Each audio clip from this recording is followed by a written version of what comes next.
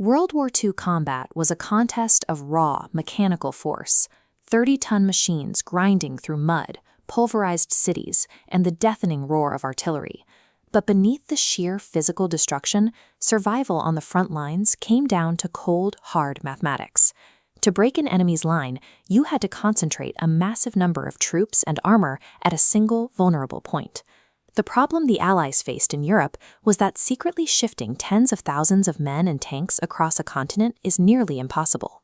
German aerial reconnaissance and deep cover spies were constantly watching for these troop buildups. Every bit of that intelligence went straight back to Hitler's generals, who studied map tables to predict exactly where the next Allied punch would land. So the Allies tried something completely different.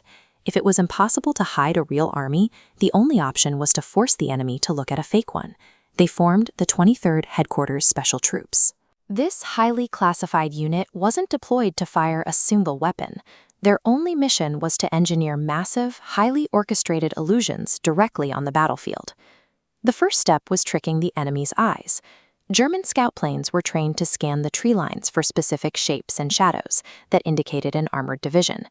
To give them exactly what they were looking for, the unit deployed hundreds of inflatable, meticulously designed Sherman tanks. They built dummy artillery pieces and entire motor pools out of rubber, wood, and canvas.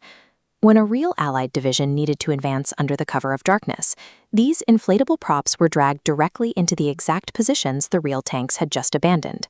They even used heavy bulldozers to carve fresh tread marks into the dirt, right up to the rubber props, ensuring the illusion held up against high-altitude photography. A rubber tank might pass an inspection from 10,000 feet in the air, but the illusion falls apart the moment the enemy infantry entrenched a mile away realizes they can't hear 30,000 men preparing for battle. That required a second layer of deception, a massive artificial sonic footprint. Audio engineers used heavy wire recorders to capture the authentic noise of real armored divisions moving out. These recordings were then mixed and blasted out through heavy 500-pound speakers mounted onto armored half-tracks. The sound from these amplifiers was so powerful it could project a convincing wall of noise up to 15 miles away, drowning German listening posts in the mechanical roar of a phantom army. Still, an experienced intelligence officer knows better than to trust sight and sound alone. They look for the data that confirms what their scouts are reporting.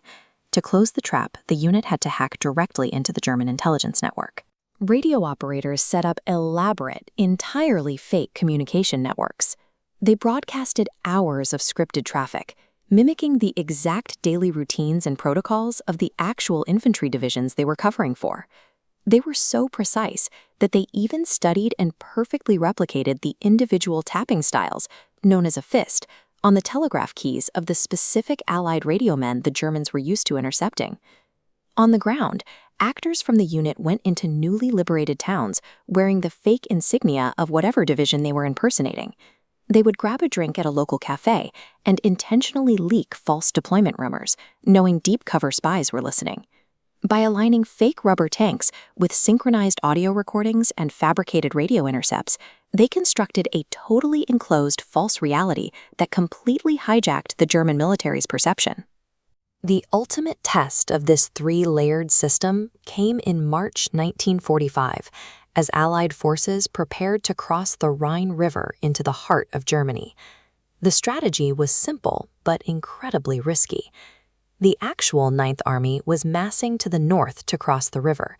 To protect them, the 23rd set up their illusions to the south, pulling the attention of the German defense lines entirely away from the real target.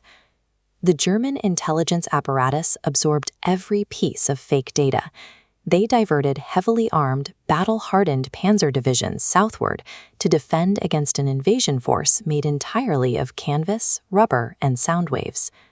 Meanwhile, to the north, the real Ninth Army pushed across the river against a fraction of the resistance they had prepared for. By pulling those guns away from the actual crossing, the Pentagon later estimated that the men of the 23rd Headquarters Special Troops saved anywhere from 15,000 to 30,000 Allied lives. We look back at the Second World War as a conflict decided by industrial might and raw destructive power. But the success of this unit proves that a deep understanding of human psychology, perfectly timed misdirection, and a few rubber tanks can dismantle an enemy just as effectively as heavy artillery.